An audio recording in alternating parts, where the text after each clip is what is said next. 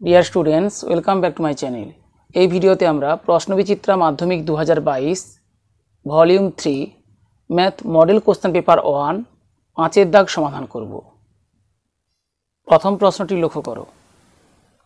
বার্ষিক 6% সরল সুদের হারে কোনো টাকা কত বছরে দ্বিগুণ হবে নির্ণয় করো। মনে করি বার্ষিক 6% সরল সুদের হারে পি টাকা টি বছরে দ্বিগুণ হবে। প্রশ্নানুসারে পি টাকা প্লাস পি টাকার বার্ষিক 6% সরল সুদের হারে টি বছরের সুদ P T into 6/100 equals P টাকার দ্বিগুণ 2p, বা উভয় পক্ষকে পি দিয়ে ভাগ করে পাই 1 প্লাস 60/100 ইকুয়ালস 2, বা 60/100 ইকুয়ালস 2 minus 1 1, বা p ইকুয়ালস 1 into 100 100/6। লব হরকে 2 দিয়ে ভাগ করে পাই 50/3। 50/3 এই অপ্রকৃত ভগ্নাংশকে মিশ্র ভগ্নাংশে পরিণত করে পাই 16/2/3। অতএব বার্ষিক 6% সরল সুদের হারে কোনো টাকা 16/2/3 বছরে দ্বিগুণ হবে। দ্বিতীয় প্রশ্নটি লক্ষ্য করো। বার্ষিক 9% সুদের হারে কিছু টাকার 2 বছরের চক্রবৃদ্ধি সুদ ও সরল সুদের অন্তর 129.60 টাকা হলে ওই টাকার পরিমাণ নির্ণয় করো। মনে করি আসল পি টাকা, যেখানে বার্ষিক সুদের হার 9% এবং 2 বছরের চক্রবৃদ্ধি সুদ ও সরল সুদের অন্তর 129.60 টাকা। অতএব আমরা জানি 2 বছরের চক্রবৃদ্ধি সুদ সরল সুদের চেয়ে বেশি হয়। তাহলে চক্রবৃদ্ধি সুদ ও সরল সুদের অন্তর অর্থাৎ চক্রবৃদ্ধি সুদ মাইনাস সরল সুদ সমান 129.60 টাকা, বা চক্রবৃদ্ধি সুদ সমান সমূল চক্রবৃদ্ধি মাইনাস আসল। তাহলে সমূল চক্রবৃদ্ধি মাইনাস আসল মাইনাস সরল সুদ সমান 129.60 টাকা, বা পি টাকার বার্ষিক 9% চক্রবৃদ্ধি সুদের হারে 2 বছরের সমূল চক্রবৃদ্ধি P into 1 plus 9/100 whole to the power 2 টাকা মাইনাস আসল পি টাকা মাইনাস পি টাকার বার্ষিক 9% সরল সুদের হারে 2 বছরের সরল সুদ পি ইন্টু 2 ইন্টু 9/100 ইকুয়ালস 129.60, বা বামপক্ষে 3টি পদ আছে, প্রতিটি পদেই পি আছে। পি কমন নিয়ে পাই পি ইন্টু 1 প্লাস 9/100 এর হোল স্কোয়ার। একে আমরা এ প্লাস বি এর হোল স্কোয়ারের আকারে বিস্তৃত করতে পারি।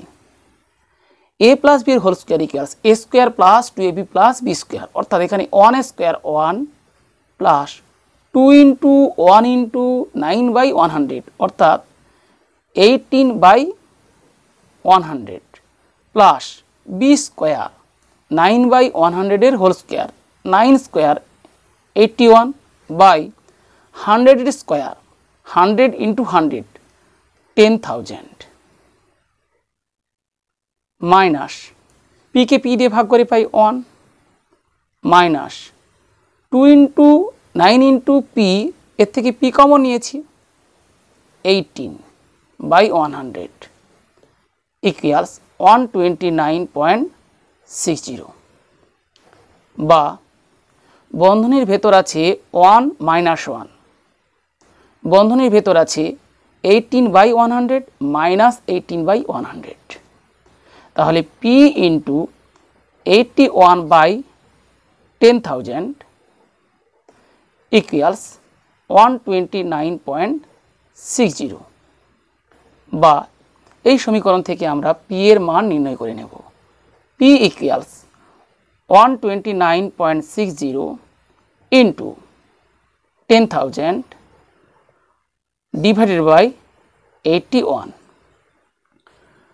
লবে 129.60 আছে, দশমিক তুলে হরে 100 লিখব, অর্থাৎ দশমিকের পর দুটি অঙ্ক, তাই 1 লিখে দুটি শূন্য দিলাম। লব হরকে 100 দিয়ে ভাগ করে ফেলি। এখানে 81 আছে, লব হরকে আমরা 9 দিয়ে ভাগ করি। 9 গুণ 9 81,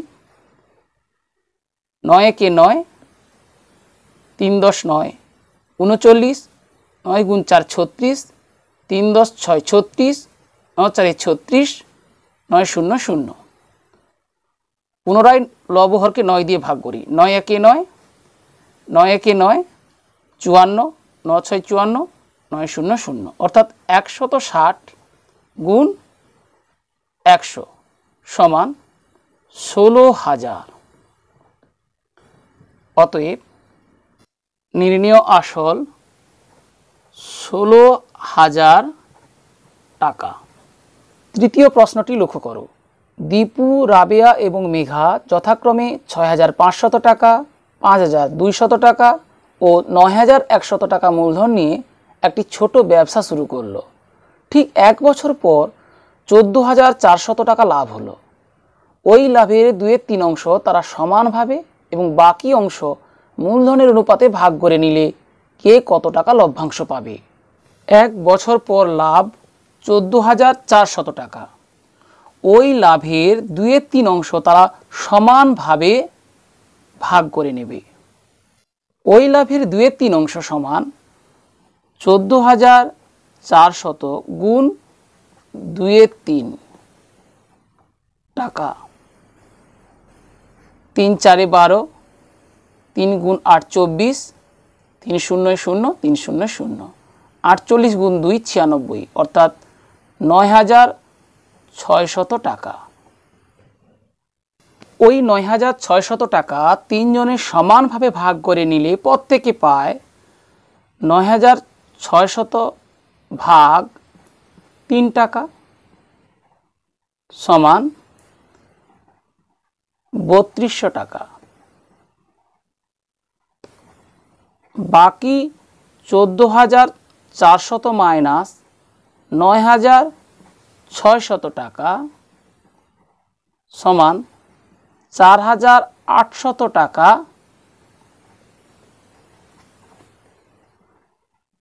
মূলধনের অনুপাতে ভাগ করে। দীপু, রাবেয়া ও মেঘার মূলধনের অনুপাত সমান 6,500 = 5,200 = 9,100 সমান অনুপাতের প্রতিটি পদকে 100 দিয়ে ভাগ করে পাই 65:52:91। অনুপাতের প্রতিটি পদ 13 এর গুণিতক, তাই প্রতিটি পদকে 13 দিয়ে ভাগ করে পাই 5:4:7। অতএব ওই 4800 টাকা থেকে প্রথম অংশীদার দীপু পাবে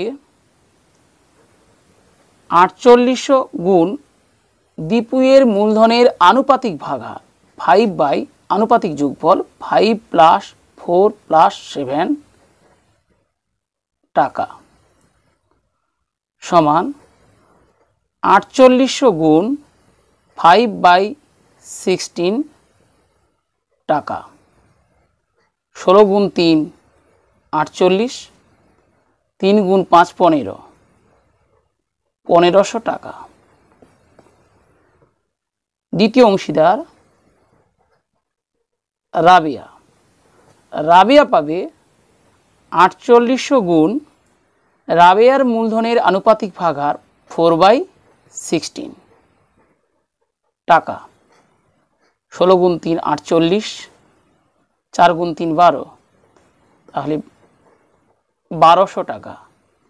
এবং তৃতীয় অংশীদার মেঘা, মেঘা পাবে 4800 গুণ মেঘায়ের মূলধনের আনুপাতিক ভাগাহার 7/16 টাকা সমান একইভাবে 16 গুণ 3 48, অর্থাৎ 16 গুণ 300 সমান 4800, 300 গুণ 7 সমান 2100 টাকা। প্রশ্নে বলা হয়েছে কে কত টাকা লভ্যাংশ পাবে। প্রথমে 9600 টাকা সমান 3 ভাগে ভাগ করা হয়েছিল, সেখান থেকে প্রত্যেকে পেয়েছিল 3200 টাকা। এরপর দীপু 1500 টাকা, রাবেয়া 1200 টাকা, মেঘা 2100 টাকা পায়। অতএব দীপু পাবে 3200 যোগ 1500 টাকা সমান 32 যোগ 15 47, 4700 টাকা। দ্বিতীয় অংশীদার রাবিয়া পাবে 3200 যোগ 1200 টাকা, 32 যোগ 12 44, 4400 টাকা। এবং তৃতীয় অংশীদার মেঘা পাবে 3200 যোগ 2100 টাকা, 5300 টাকা। শেষের সমস্যাটি লক্ষ্য করো। একটি গাড়ির মূল্য প্রতি বছর 12.5% হারে হ্রাস পায়। 3 বছর পর গাড়িটির মূল্য কত শতাংশ হ্রাস পাবে তা নির্ণয় করো। মনে করি গাড়িটির বর্তমান মূল্য পি টাকা, যেখানে বার্ষিক মূল্য হ্রাসের হার 12.5%। অতএব 3 বছর পর